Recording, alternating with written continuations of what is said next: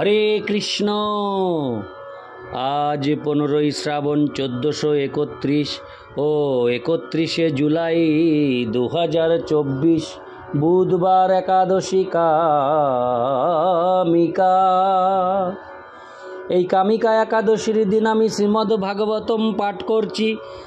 আজ আমি পাঠ করছি শ্রীমদ্ ভাগবতমের তৃতীয় স্কন্ধ পঞ্চম অধ্যায় বিদুর মৈত্রেয় সংবাদের শ্লোক 12 থেকে 15।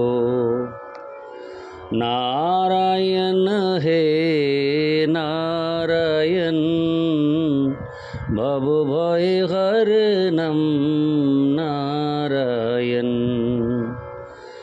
লক্ষ্মীকান্তম কমলনয়নম মঙ্গল চরণম নারায়ণ।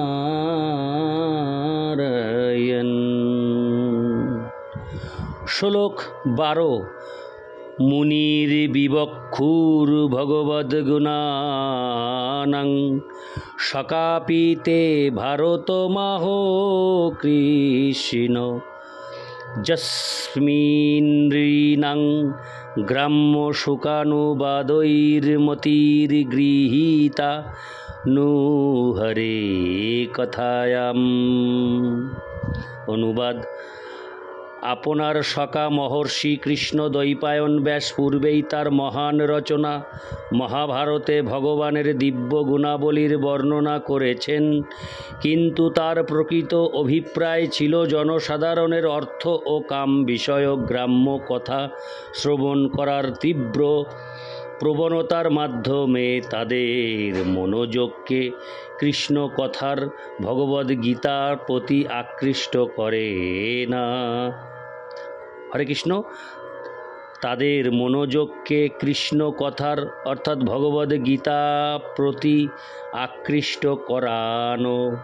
তাৎপর্য: মহর্ষি কৃষ্ণ দ্বৈপায়ন ব্যাস সমস্ত বৈদিক সাহিত্যের প্রণেতা, যার মধ্যে বেদান্ত সূত্র, শ্রীমদ্ ভাগবত এবং মহাভারত অত্যন্ত জনপ্রিয়।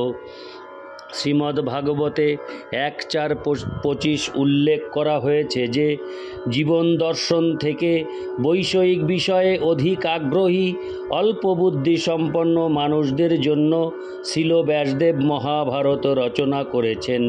বেদান্ত সূত্র প্রণীত হয়েছে সেই সমস্ত মানুষদের জন্য যারা জড় বিষয়ের তথাকথিত সুখে তিক্ততা আস্বাদন করেছেন। বেদান্ত সূত্রের প্রথম সূত্রটি হচ্ছে অথাত ব্রহ্ম জিজ্ঞাসা, অর্থাৎ যারা ইন্দ্রিয় উপভোগের বাজারে জড় বিষয় সম্বন্ধে জিজ্ঞাসা করার ব্যবসা সমাপ্ত করেছেন, তারাই কেবল ব্রহ্ম সম্বন্ধে যথাযথভাবে অনুসন্ধান করতে পারেন। খবরের কাগজে এবং এই প্রকার সাহিত্য জড় বিষয় সম্বন্ধে অনুসন্ধানে ব্যস্ত যারা, তাদের স্ত্রী, শূদ্র, দ্বিজবন্ধু অথবা স্ত্রীলোক, শ্রমিক সম্প্রদায় এবং উচ্চ বর্ণের অর্থাৎ ব্রাহ্মণ, ক্ষত্রিয় এবং বৈশ্য অযোগ্য সন্তান বলে বর্ণনা করা হয়েছে। এই সমস্ত অল্প বুদ্ধি সম্পন্ন মানুষেরা বেদান্ত সূত্রের উদ্দেশ্য হৃদয়ঙ্গম করতে পারে না, যদিও বিকৃতভাবে সেই সূত্রসমূহ অধ্যয়ন করার ভান তারা করতে পারে।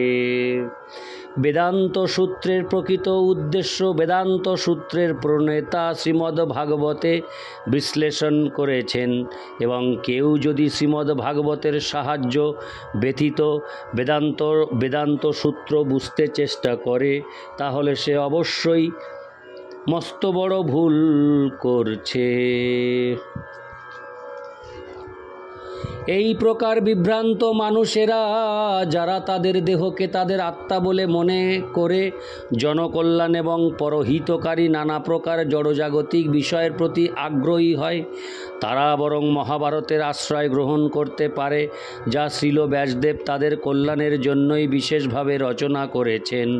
মহান কবি মহাভারত এমনভাবে রচনা করেছেন যে অল্প বুদ্ধি সম্পন্ন মানুষেরা যারা জড় বিষয়ের প্রতি অধিক আগ্রহী তারা অত্যন্ত আগ্রহ সহকারে মহাভারত পাঠ করে জড়সুখ আস্বাদন করার সঙ্গে সঙ্গে শ্রীমদ্ ভাগবত বা বেদান্ত সূত্রের প্রাথমিক পাঠ ভগবদ্গীতা পাঠ করে লাভবান হতে পারেন। অল্প বুদ্ধি সম্পন্ন মানুষদের ভগবদ্গীতার মাধ্যমে পারমার্থিক উপলব্ধি লাভের সুযোগ দেওয়া ছাড়া ছিল ব্যাসদেবের জড় বিষয়ের ইতিহাস রচনা করার কোনো উদ্দেশ্য ছিল না। বিদুর যে মহাভারতের উল্লেখ করেছেন তার ফলে ইঙ্গিত পাওয়া যায় যে তিনি যখন গৃহত্যাগ করে তীর্থভ্রমণ করছিলেন তখন তার প্রকৃত পিতা ব্যাসদেবের কাছ থেকে তিনি মহাভারত শ্রবণ করেছিলেন। ইতি শ্লোক 12। শ্লোক 13। সা শ্রদ্ধধানস্য বিবর্ধমান বিরক্তিমন্যত্র করতি পুংস হরে পদানুসৃতি নির্বৃত্তস্য সমস্ত দুঃখাপয়মাশু ধত্তে। অনুবাদ: যিনি নিরন্তর কৃষ্ণ কথা শ্রবণ করতে উৎসুক তিনি ক্রমশ অন্য সমস্ত বিষয়ের প্রতি বিরক্ত হয়ে পড়েন। যে ভক্ত নিরন্তর শ্রীকৃষ্ণের শ্রীপাদপদ্ম স্মরণ করার ফলে দিব্য আনন্দ আস্বাদন করেছেন তার সব রকম দুঃখ কষ্ট অচিরেই পরাভূত হয়। তাৎপর্য: আমাদের অবশ্যই নিশ্চিত রূপে জানতে হবে যে পরম স্তরে কৃষ্ণ কথা শ্রীকৃষ্ণ থেকে অভিন্ন। ভগবান হচ্ছেন পরম তত্ত্ব, তাই তার নাম রূপ গুণ ইত্যাদি যা কৃষ্ণ কথা বলে বিবেচনা করা হয় তা তার থেকে অভিন্ন। ভগবানের মুখ নিঃসৃত বাণী ভগবদ্গীতা স্বয়ং ভগবান থেকে অভিন্ন। নিষ্ঠাবান ভক্ত যখন ভগবদ্গীতা পাঠ করেন তখন তা ব্যক্তিগতভাবে ভগবানকে দর্শন করারই মতো, কিন্তু লৌকিক তর্ক বিবাদকারীদের বেলায় তেমন নয়। যদি ভগবানের নির্দেশিত পন্থায় ভগবদ্গীতা অধ্যয়ন করা হয় তখন ভগবানের সমস্ত শক্তি প্রকাশিত হয়। মূর্খের মতো ভগবদ্গীতার মন গড়া অর্থ তৈরি করা যায় না এবং তার ফলে কোনো রকম পারমার্থিক লাভ হয় না। যারা অন্য কোনো অভিপ্রায় নিয়ে ভগবদ্গীতার কৃত্রিম অর্থ বা ব্যাখ্যা নিংড়ে বার করতে চায় তারা শ্রদ্ধধান পুংস। যে ব্যক্তি নির্মল হৃদয়ে কৃষ্ণ কথা শুনতে উৎসুক নন,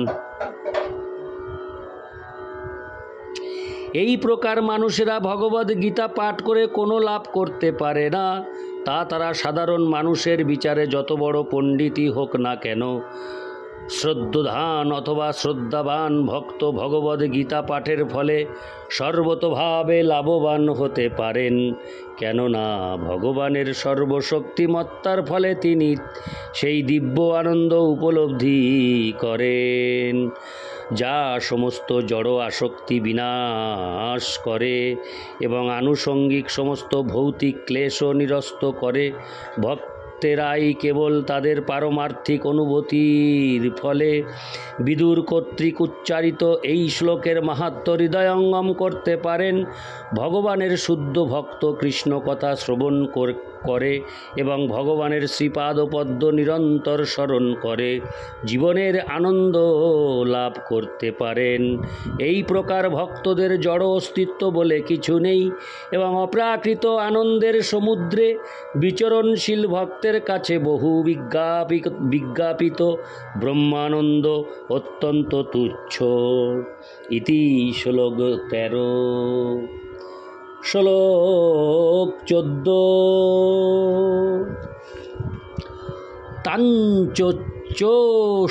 তাঞ্চোচ্চানবিদো হনুশোচে হরে কথায়াং বিমুখানঘেন ক্ষীণতি দেবো নিমিষস্তু যেষামায়ুর্বৃথা বাদগতি স্মৃতিনাম। অনুবাদ: হে মহর্ষি, যে সমস্ত মানুষ তাদের পাপকর্মের ফলে হরিকথায় বিমুখ এবং তার ফলে মহাভারতের তাৎপর্য ভগবদ্গীতা সম্বন্ধে অজ্ঞ, তারা শোচনীয় দেরও শোচনীয়। তাদের জন্য আমিও শোক করি, কেননা আমি দেখছি কিভাবে তারা দার্শনিক বাগবিতণ্ডায় জীবনের লক্ষ্য সম্বন্ধে নানা রকম মতবাদ সৃষ্টি করে এবং বিভিন্ন প্রকার অর্থহীন আচার অনুষ্ঠানের অনুশীলন করে শাশ্বত কালের প্রভাবে তাদের আয়ু ক্ষয় করছে। তাৎপর্য: জড়া প্রকৃতির গুণ অনুসারে পরমেশ্বর ভগবান এবং মানুষদের মধ্যে তিন প্রকার সম্পর্ক রয়েছে। যারা তম এবং রজগুণের দ্বারা প্রভাবিত, তারা হয় ভগবত বিমুখ, নয়তো তাদের সমস্ত প্রয়োজনীয় দ্রব্যগুলির সরবরাহকারী রূপে ভগবানকে স্বীকার করে। সত্যগুণের দ্বারা প্রভাবিত ব্যক্তিরা তাদের ঊর্ধ্বে। এই দ্বিতীয় শ্রেণীর মানুষেরা বিশ্বাস করে যে পরম ব্রহ্ম হচ্ছেন নির্বিশেষ।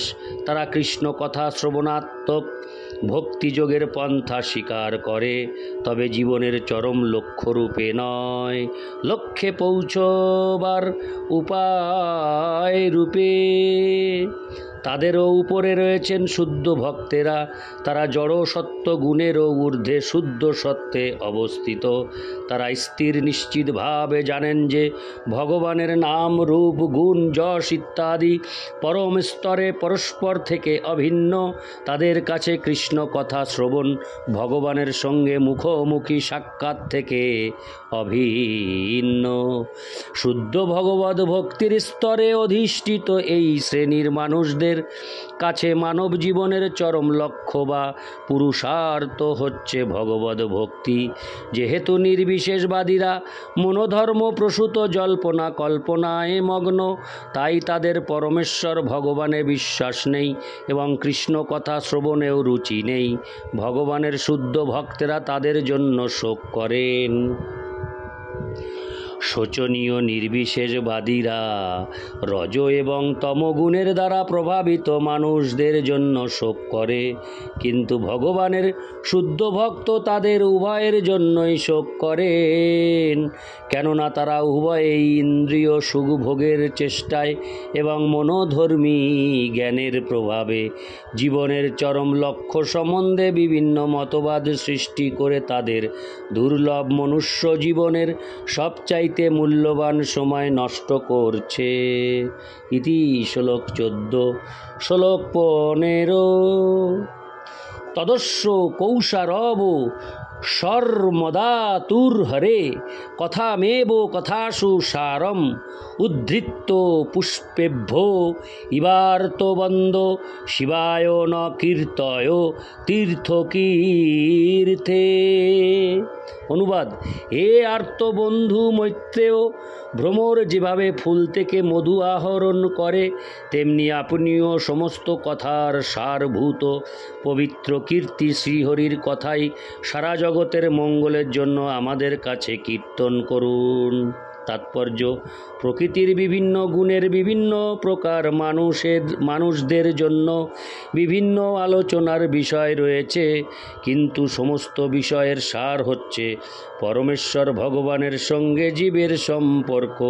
দুর্ভাগ্যবশত জড়া প্রকৃতির দ্বারা প্রভাবিত বদ্ধ জীবেরা সাধারণত কৃষ্ণ কথার প্রতি বিমুখ,